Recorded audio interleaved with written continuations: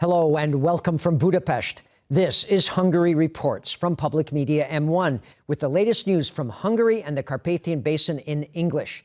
I'm Árpád Szőci. Great that you can be with us. The government says gas must be paid for, quote, in a manner that ensures its delivery.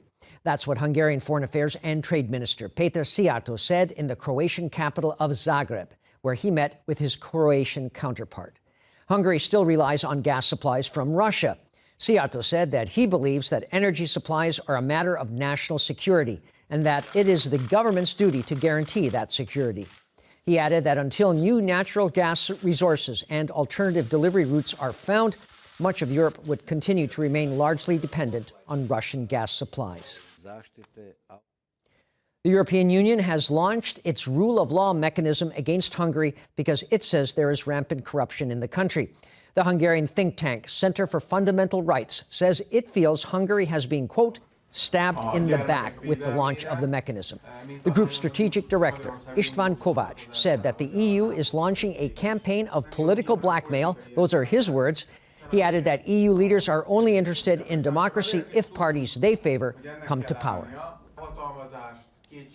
And the ruling party in Hungary, Fidesz, has now formed its parliamentary group after the recent national election. Its 117 parliamentary members unanimously voted for László Kövér as parliamentary speaker. Csaba Hende was proposed as deputy speaker in charge of legislation, while István Jakab and Sándor Lezsák were proposed as deputy speakers.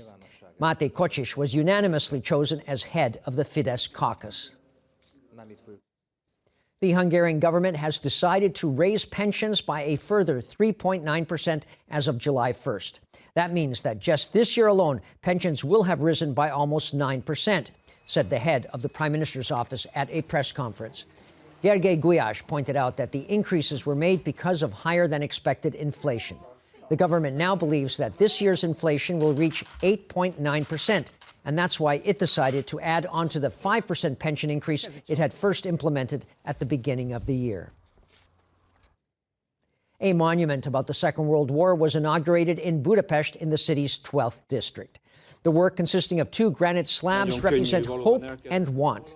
At the ceremony, the district's mayor said that memorials like this need to be in the public eye, not just because of our grandparents, but because of our children, he said. Zoltán Pokorny pointed out that the soul of every grade school student needs to have, as he put it, a defensive wall that can stand up to evil.